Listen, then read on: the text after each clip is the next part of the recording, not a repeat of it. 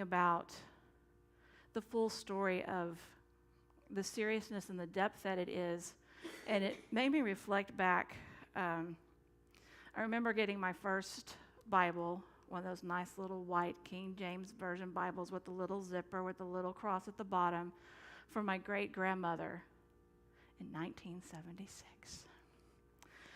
So wasn't old enough to read it yet then, but a few years later I was reading it, and then I was learning more and more about holidays, and it was one Good Friday, and it was me being the inquisitive young child that I was, asking the deep questions before I even hit double digits.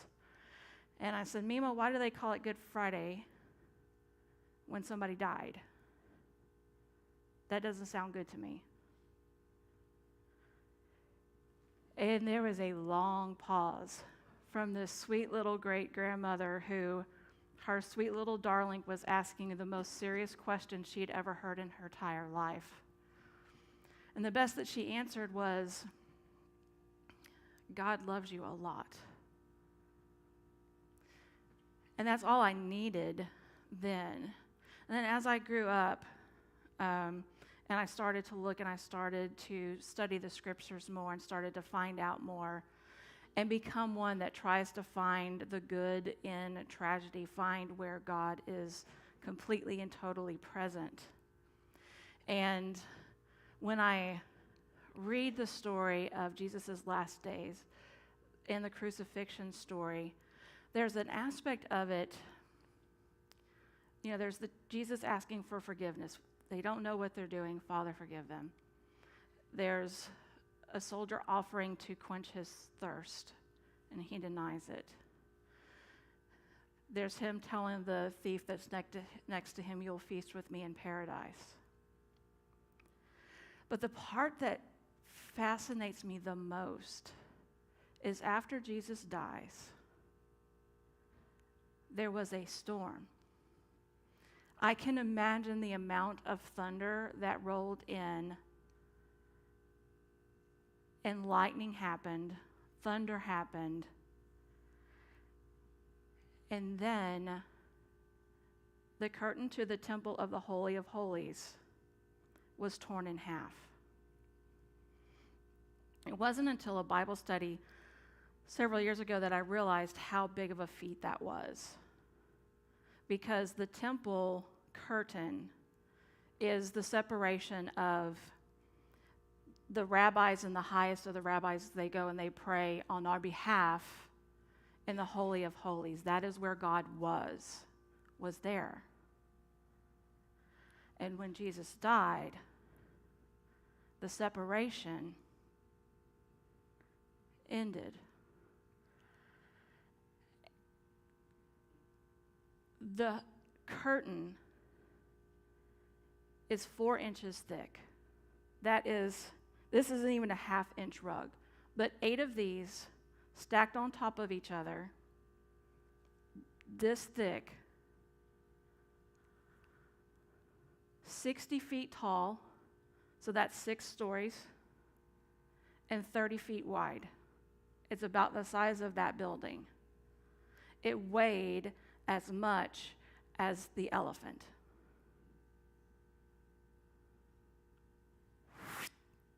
Like it was paper. It was so heavy that it would take 300 of the high priests to move it, manipulate it, take it to another place if need be. And I got to reflecting on how that is for our world when we have moments where we get into that humanness of who we are. Because that was another thing that really touched me, was those deep moments of Jesus being so human.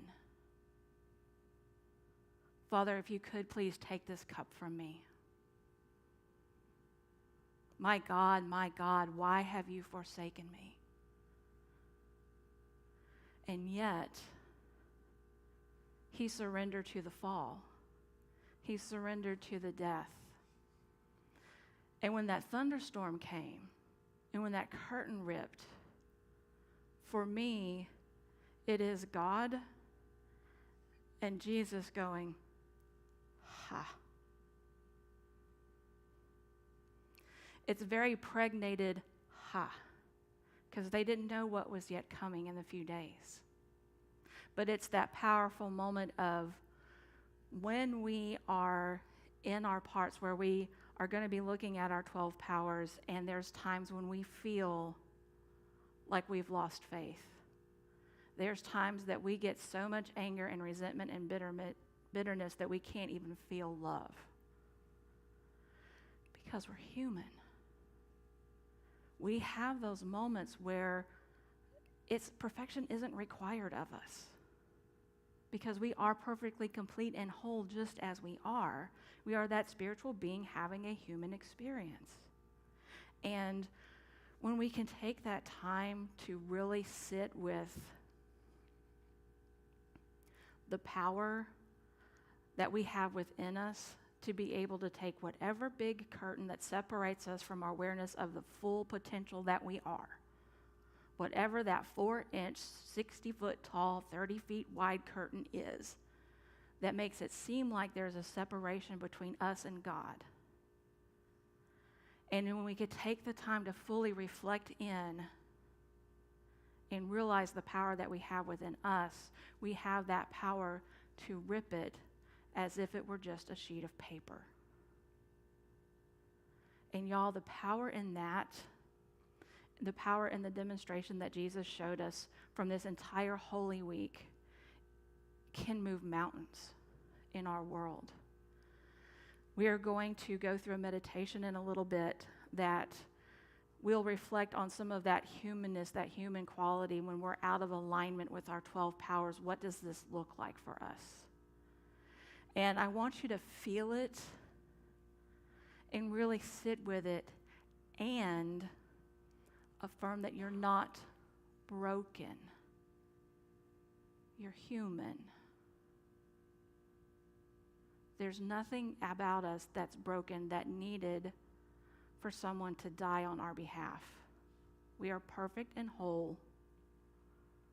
But his example of how to be that instrument of power and love and peace in this world is something that I have a hard time putting into words, because it leaves me in awe every single time when I realize how powerful we can be when we choose to fall and we choose to surrender.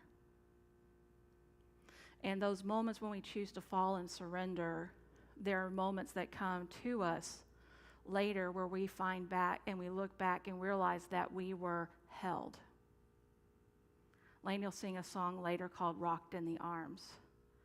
And it is that I can imagine what it must have been like to be Mary the mom, Mary Magdalene, and caring for the son, the friend that departed, and how was being held in a different manner. And we are that too when we allow something to completely fall aside, when we allow something to completely, almost as if we're breathing out that last breath of energy that it had, and just